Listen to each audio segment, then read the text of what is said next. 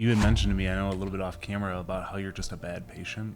So you want, you want to break that down a little bit? I'm a very horrible patient. I avoid doctor's visits as much as possible and try to self-treat most of my symptoms at home. And didn't you say you keep a journal? I tracked everything I ate, any medication, including over-the-counter medications. I tracked my fatigue levels, my pain levels, my sugar intake.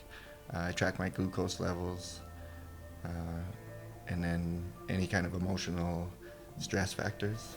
Welcome to Rarely Discussed, an American Porphyria Foundation podcast with your hosts, Andrew McManamon and Nicole Castellano. We have porphyria, a rare disease.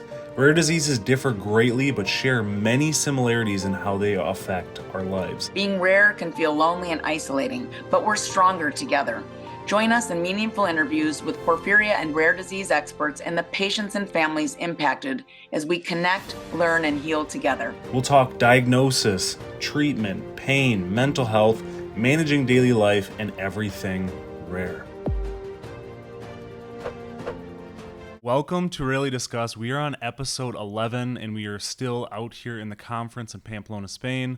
And of course, got another in-person guest for episode number 2 in person, and I thought, Nicole, you could do the honor of introducing our guest. Absolutely. Today we have Derry Wilcox. He's from Alberta in Canada, and he is the treasurer for the Canadian Association For Porphyria. He's also the treasurer for the Global Porphyria Advocacy Coalition group, or GPAC for short, and he has acute intermittent porphyria. So, Derry, thank you so much for being here today. Thank you. Thank you. Happy to be here.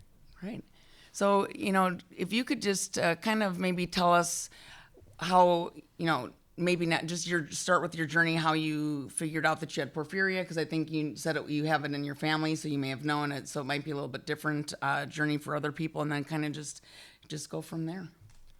Okay, I had my first acute attack at 17, and we did the whole home test thing where you put your urine out in the sun, and I was aware of porphyria because I'm 4th generation now, so I didn't actually get diagnosed till 22 because I went through the whole denial phase. Oh, okay. Sort of thing, and yeah, that's where it started for me. I consider myself a milder case. I haven't had too many really extreme attacks. It's more of a chronic symptom issue. What type of chronic symptoms do you deal with on a regular basis? Leg pain is probably my biggest limiting factor. And then lower back pain, fatigue, brain fog, the typical ones. So. Yeah. And how is it, we were talking about with Nadia yesterday, because she has in her family too.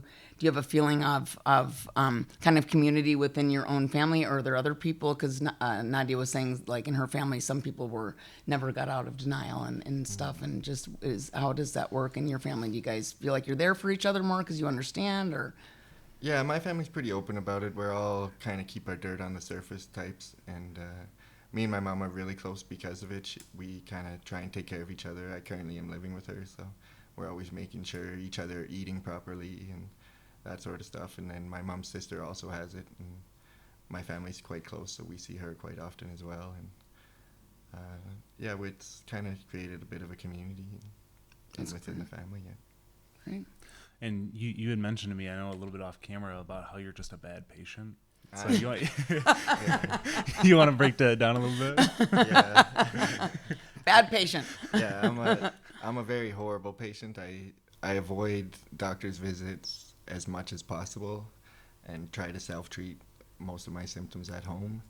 My mother's the same way. My aunt is the same way. So we try and kind of support each other because none of us like to go to the doctor very often. So I don't advise other patients to be like that, but that's how my experience has been. So, why do you think that is? Is it just why do you think you feel that way? Early on, partly because of my appearance. When I go to emergency rooms, I had a lot of poor treatment and being treated as a drug seeker and things like that. And in the Canadian system, sometimes we have pretty long emergency waits. Mm-hmm. So when you're really feeling under the weather, it's hard to sit in an emergency room for 7 hours or whatever to see a doctor. Yeah. And then my specialist I only see once a year unless I'm in a really bad crisis. So and family doctors, we tend to get stuck in a referral system in Canada. So I could go to my family physician pretty quickly, but then he just wants to refer me to either a pain specialist or to a hematologist or something, and so I end up kind of getting the runaround. So I found more success by documenting and managing my symptoms alone than I did through the healthcare system. And didn't you say you keep a journal? Yeah, and not so Like, much. what do you track that you keep on your journal? So maybe that'll help some other patients. Yeah, I spent 2 years when I was really sick journaling. I tracked everything I ate, any medication, including over-the-counter medications. I tracked my fatigue levels, my pain levels, my sugar intake. I tracked my glucose levels, and then any kind of emotional stress factors, sort of thing, for almost 2 years, which really helped me eliminate any of your controllable triggers and help me manage my stress levels and those sort of things. So that's had actually the biggest impact on the health of myself generally. So I would recommend that to any patient. So. Yeah, it's so important because we were talking about in the meeting on Friday about how besides obviously diagnosis and treatment is paramount, but then being able to manage the disease of the daily life, with mental health, it's interesting that you're able to kind of track your stress levels and things like that to see what I'm so talking about bad patient. Like I've meant to journal for 18 years or something. I just never get to it. But I've been meaning to do that, but I don't, and I should. So anyway, that's all I was gonna say. I've always been a really self-aware person, though, from an early age, especially when it comes to psychological stuff. I put myself in anger management and counseling in elementary school. And then I've seen psychologists all through my early 20s to help deal with any of the psychological stuff, and gained a lot of tools to really manage my stress that way.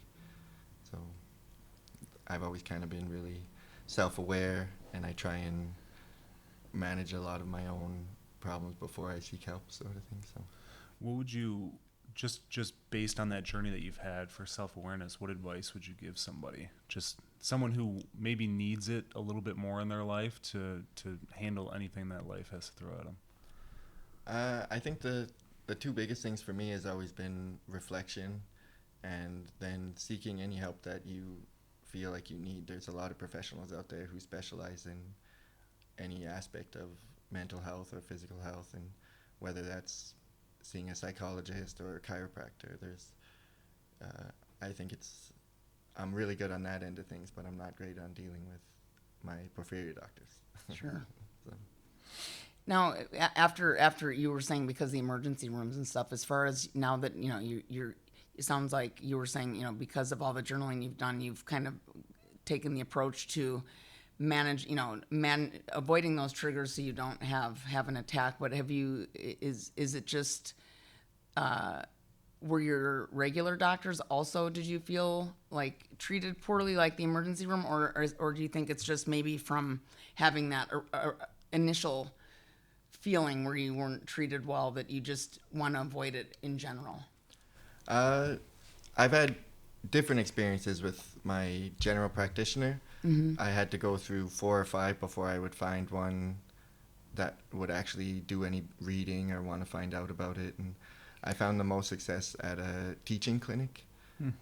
And then the residents were the ones that were pushing and wanting to learn a lot. So I had a lot of success at that clinic. And so I've had mixed results as far as general practitioners go. If you find one that is willing to do some research and has some care of their patients and they're not completely overworked, then it can be a pretty good experience. That's good. Yeah. So with that being said too, I wanted to, because I know we were talking a little bit about your hobbies and the things you do. What other things do you do just to cope and to deal with having porphyria? Music has always been a major passion in my life, and a really good outlet when it comes to mental health stuff. And so that's probably the biggest one. But I also like some activities, like I play disc golf. It's one of my new favorite activities, and being outside, walking and movement has always really helped me, and those would be the biggest two, I think. So how did you get involved with the Canadian Association? Like when did it turn from just being a patient to, starting to be an advocate for you?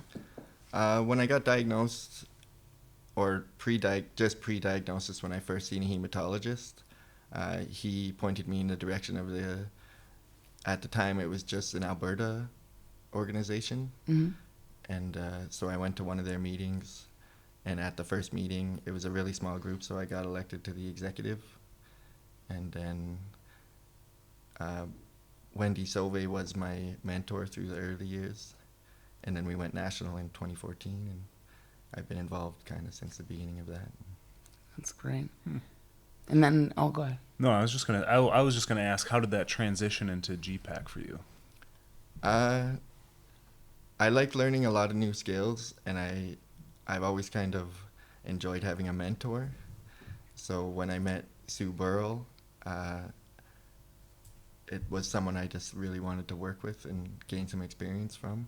So when they put out a call out for people, the treasurer role always seems to be one that is hard to find somebody to do.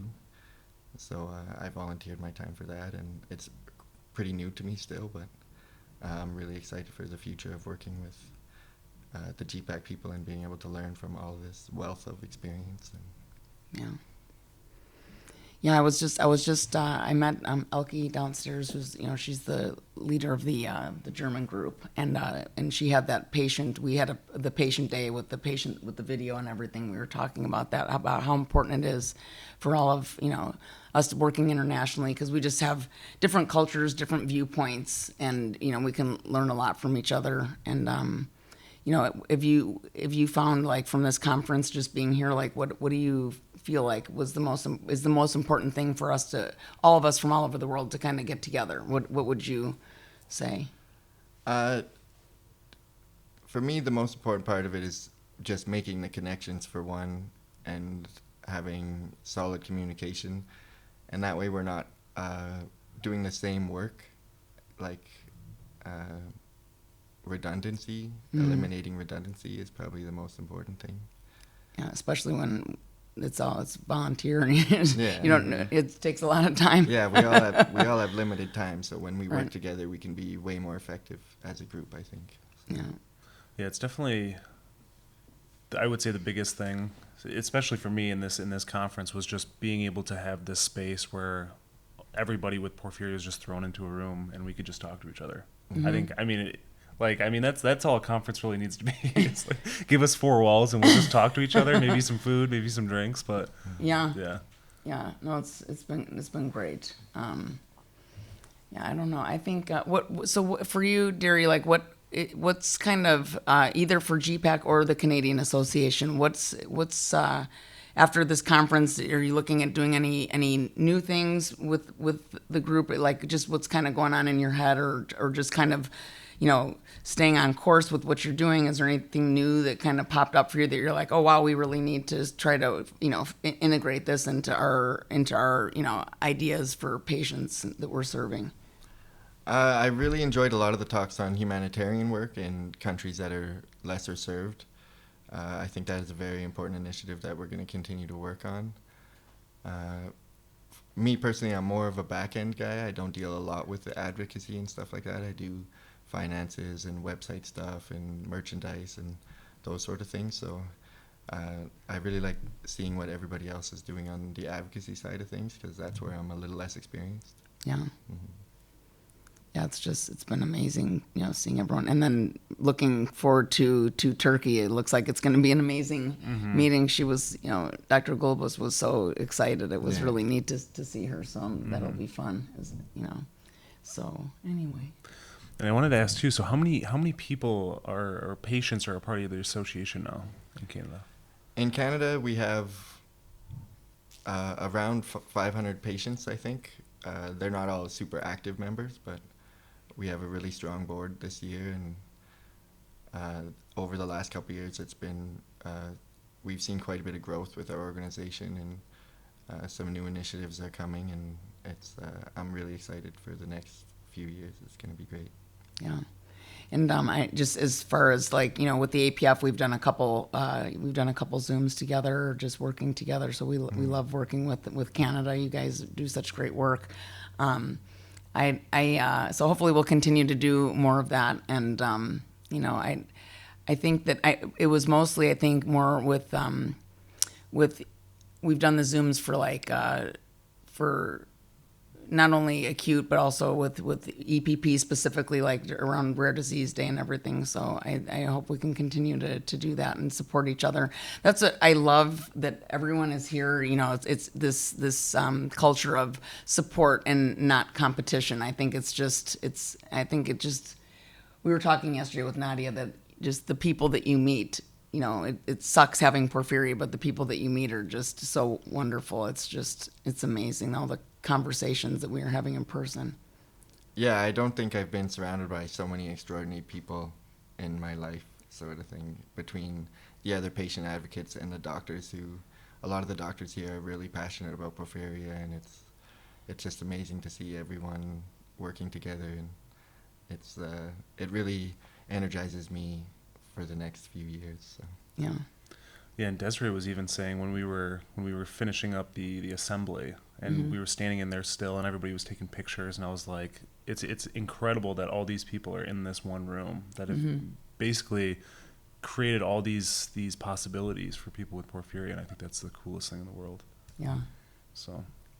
And if you notice too, even the doctors that are retired, or Desiree or Rosario, because she's retired, with the Spanish Association, they're still involved. The passion is just, it's incredible. And the energy, I know that the night before last, I was so jazzed up from having all these really great conversations with everybody. Like I couldn't even fall asleep. I was just like, just kept talking, because it's really neat just thinking about how we can work together. And I was just talking with Elke.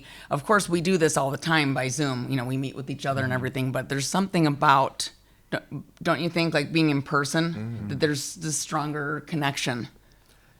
Yeah, and I think also a lot of it has to do with time. When we do the Zoom meetings and stuff like that, we're always on an agenda, and we have all the time zones to deal with, so everybody has limited amount of time, whereas when we're here, you can really get into the face-to-face individual conversations and dig a little bit deeper into each other's personal lives and really build more connection with each other than just business like the Zoom meetings usually are. So. That's actually a perfect. I think you couldn't say it any better than that. Yeah, I mean, I definitely agree, because we're just going out to lunch with each other, going out to dinner with each other, and it's really anything but porphyria, I feel like. Yeah. And we're just talking about anything and everything, which I think is cool.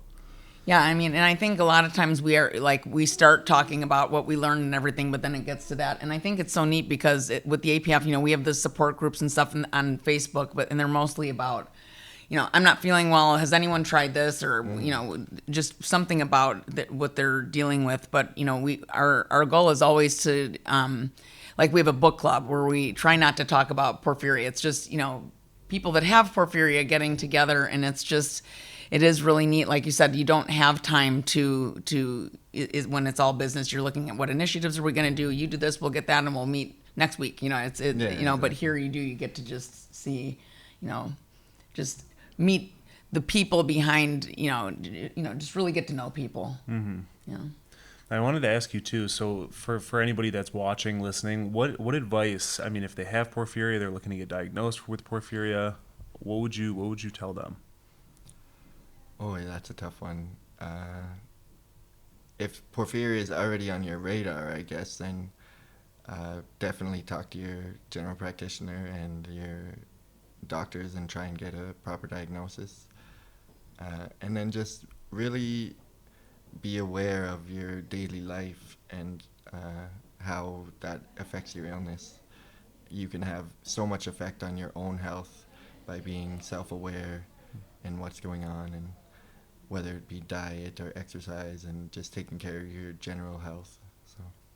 And it seems like such a little thing to do, but it goes such a long way. Yeah. Like with your health, with eating, with sleeping, because I know, I mean, especially you, I feel like you don't sleep very well. Or something.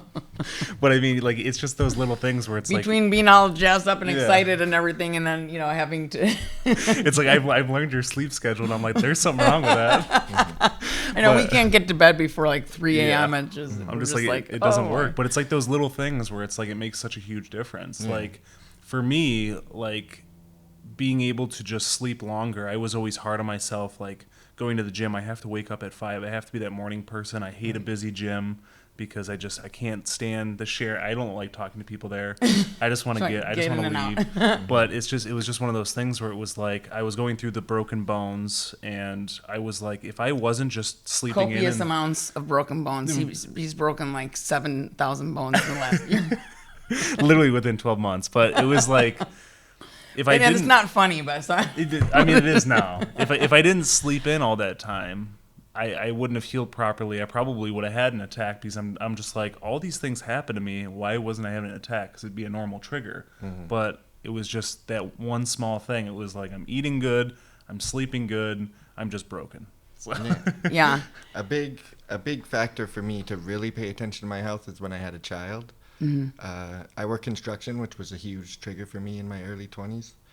Just all the materials that I worked with and stuff like that. Yeah. And I had a horrible work-life balance where I would spend all of my spoons at my career and use pain medication or whatever to get through my workday. And then by the time I got home, I had no energy for my child. So by the time he reached the age of 2, and I realized I didn't have the energy to play with him and teach him the things I wanted to teach him, that's when I ended up deciding to give up that career and focus on being a parent rather than being a provider at that point. So that was the biggest factor for me to really take my health seriously. And then I was a stay-at-home dad for a while, and through the first year of Corona, I homeschooled him for grade 1, and it's created such a good bond between me and my son, rather than just being the dad that's comes home from work and has to hit the couch and has no energy for him, sort of thing. So, Yeah. and now that I'm back to work full time, I found a job that is no longer a trigger. So I found a better work-life balance, and it's working out pretty good. So It's awesome. So Yeah. is there, did you find out if your son has porphyria or anything like that?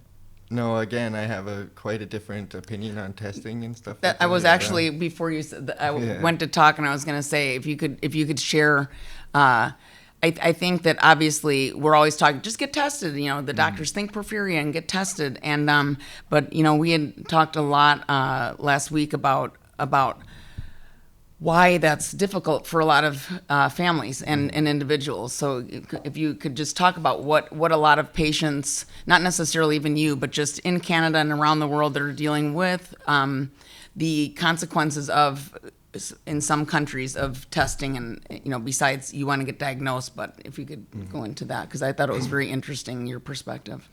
So as a patient, I'm uninsurable in Canada. I can't get life insurance or mortgage insurance or any of those type of things. So, and just a positive genetic test, even without symptoms, can create those sort of issues in Canada because you have like a pre-existing condition. So, because my family's all knowledgeable about it, and I know how to look for symptoms, and I know what to avoid as far as drugs and stuff for him, and his doctors are aware of the family history.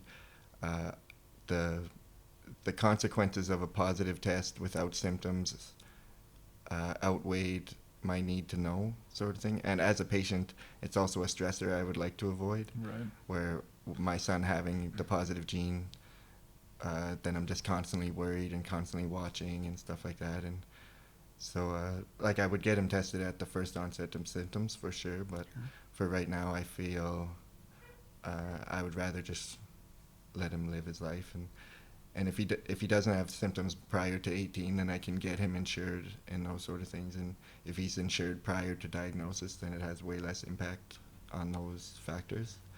So that was the reason I have decided not to do genetic testing on him. So. And, some people watching might think, oh, well, that's irresponsible. Don't want to know? But the thing is that most people that have the mutations don't have symptoms. So I think that's a great plan, because you're like, if it becomes an issue, we'll worry about it. But right now we're just going to assume that because that's hopefully and probably what's going to happen. Yeah. So, I mean, it's different, because I was talking to a patient that called in, same thing, and I already told you this, but for her daughter, she's just really worried about what that's going to mean for insurance. Now we have in the United States, we don't have. I had an issue before with pre-existing conditions, but now with the healthcare system has changed in the U.S. With the Affordable Care Act and things like that. So, but you never know. She's a baby. She was just born. What's going to happen in 18 years or whatever. So it's just, there's just a lot of, and that is putting a lot of stress on her mother, because, she's got porphyria too and stuff. So it's just, I think that's something that most people don't think about, like what are the consequences if you test, because you could say, even if, just say, for instance, you could say, well, just because my son has a mutation, 90 to 95% of people have mutations, don't get sick. It doesn't matter, right? They're just gonna slap the pre-existing conditions, and it's obviously it's unfair, but and I mean, I see why they want to protect themselves, but it's also like, your country should want to take care of its citizens and things like that. So it's just it's so different, I think, and also for work. Like in the U.S., a lot of people tell me, I don't want to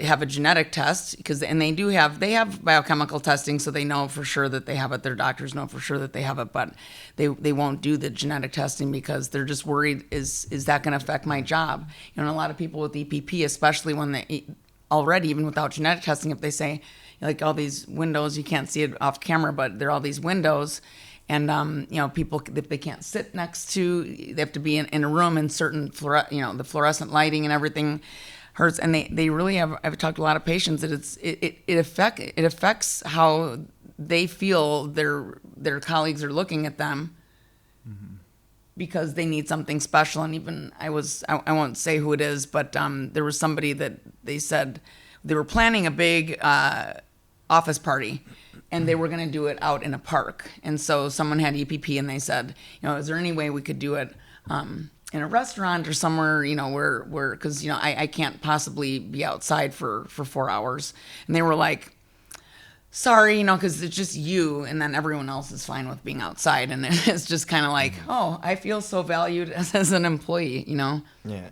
I think it's a personal choice everyone needs to make, as long as they're making an informed decision and they have all the information.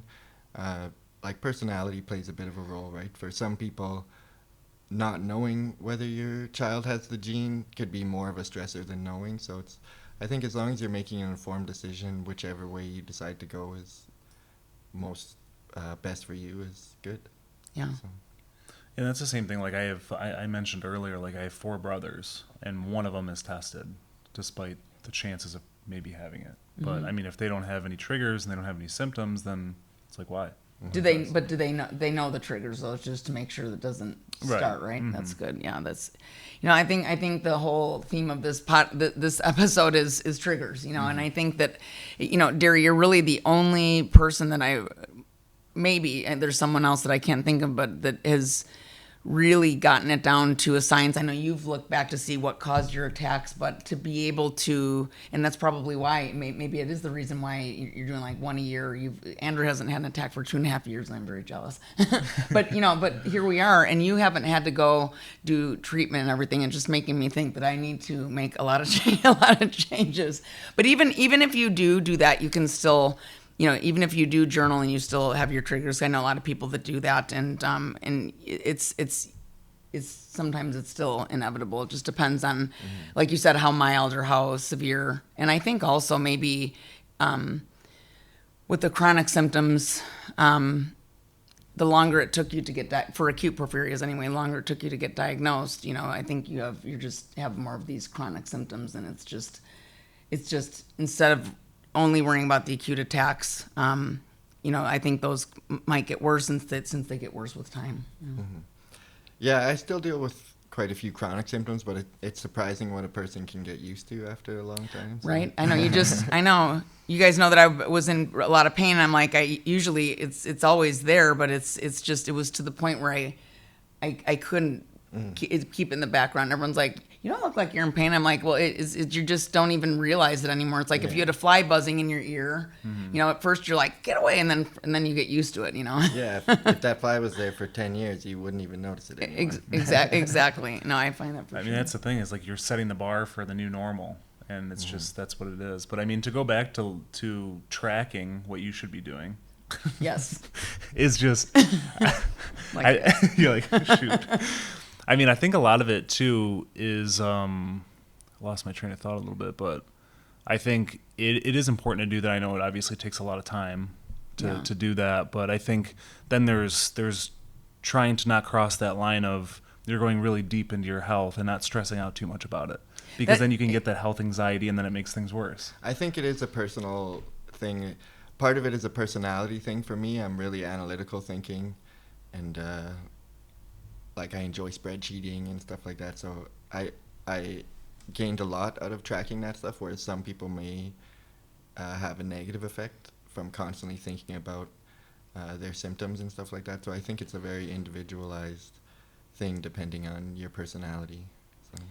And while you're talking, both of you talking, I'm thinking, because I've known for a long time, and I have tried journaling. It's just I don't keep doing it, but I think my personality is more to distract myself from it. Maybe that's why I don't do it, because if I find that if I don't think about it and I'm just distracted, meaning just I'm not necessarily just walking around like this, but just focusing on work or whatever I'm doing. I'm always, whether it's work or stuff with my family, I'm like all in, and I'm not thinking about anything else. And I think that it's my personality is that maybe that is why, but I do think I can still, find a medium there, but it's hard because like a lot of, like eating, you said, it's like a lot of mornings I can't eat because I'm just so nauseous, and I have to wait till the medicine kicks in, and sometimes it's not until dinner time. And so that's a big struggle for me, is making sure that, I eat enough. And so if I did probably keep a journal, I'd be like cry, because I'm like, with the AIP, you need to eat regularly. It's important. So that's something that I struggle with, but I think you just explained to me why I don't do that. I'm aware that I don't do it, but I wasn't really, it's a good point. It's obvious, but I didn't think about it. So thanks for kind of bringing that up, because it makes more sense to me. Mm-hmm. Yeah, it's everyone kind of has their own journey, right? And you got to find what works for you. Some people get a lot of benefit out of the patient support groups and stuff like that, where I was more of an internal thinker sort of thing. And same thing when it comes to the advocacy thing, helping other people and really being immersed in the community can have a pretty negative effect on some people. It's not for everyone, whereas for me it's had a very positive impact on not just my porphyria, but me as a person, and being influenced by all these amazing people and the work that they do, and the empathy that everybody has just had such a positive impact on my life. And I often describe to people, my coworkers or friends, that porphyria at this point has brought me almost as much positivity as it has negativity. I'm a very optimistic person, so I try and take every bit of positive I could out of every situation, even my illness. So I think it's kind of just a personal personality thing. So. I'm the same way. It is, and especially it's highlighted here in person, being with everybody. You just the energy that we have kind of between us. It's so uplifting, and if I wasn't sick, I would probably still have my business and I would be happy and doing and everything. But this, I love it. even though it's very challenging, but if I can take my experience that was very negative and turn it into something positive, I've always wanted to do that. It's just kind of how I'm very optimistic too, and I'll always try to find the good out of something. My dad always told me if something bad happens, as long as you can learn from it, it's not a waste. You can't beat yourself up and everything. So I can't believe how amazing the people that we're around, and they also, there's something about, they really get it. Even the doctors, even though they don't have porphyria, they work with it so intimately. I feel that even with them. Do you guys feel that too? Yeah. The doctors here, not the ones that, not your general practitioner. He's like, let's draw this line. Yeah. let me clarify. The doctors here are absolutely amazing.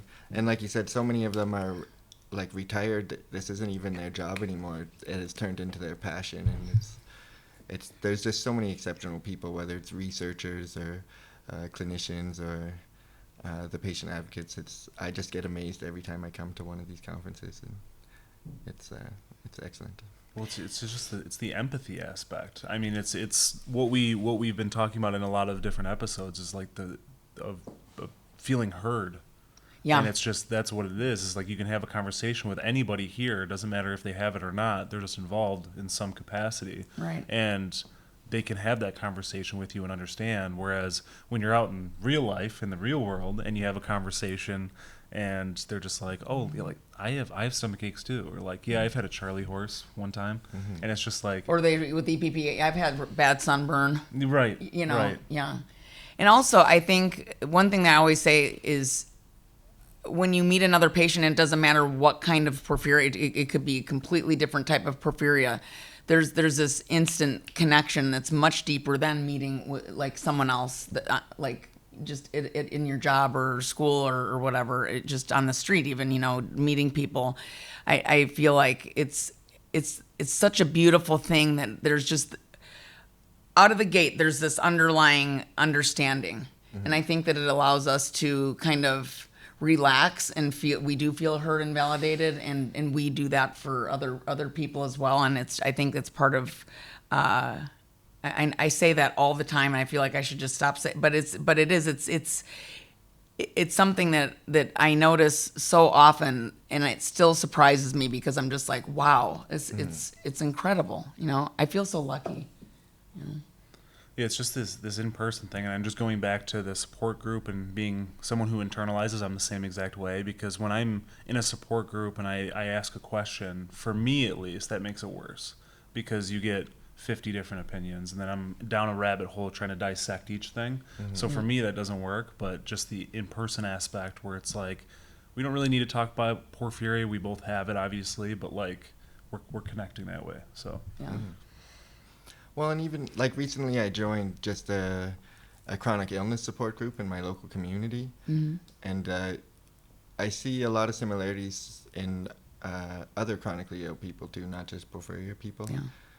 That you kind of go through phases of illness. Like in your early days of illness, there's a lot more barriers and a lot more impacts on your quality of life. And as you kind of get through years of it, I guess I'm pushing 20 years soon here since my first attack, that you just kind of develop coping mechanisms, and it becomes, for me, it has become a far less of a burden, even though I'm maybe not way healthier or anything.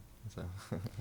Well, there is something to be said about, like, we talk about mental health a lot, but it's true. It does. Once you get in your groove, find out what your triggers are, you're not like, what do I do?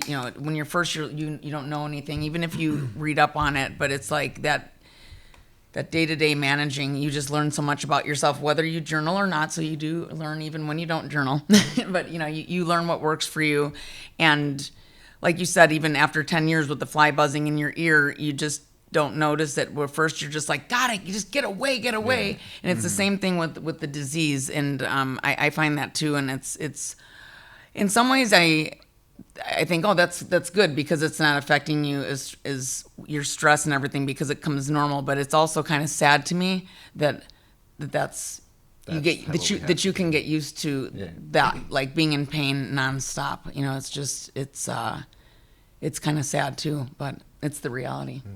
There's always the unavoidable triggers too, right? Like stress, especially as a parent. Like there's only so much stress you can avoid, whether it's financial stress or anything like that. And then infection has always been a big trigger for me. Anytime I get a flu or if I get an infection on a wound or something like that, those unavoidable ones you still kind of have to deal with. But if I can get rid of any of the triggers that are based off choice, then it really optimizes my whole situation, sort of thing. So Yeah.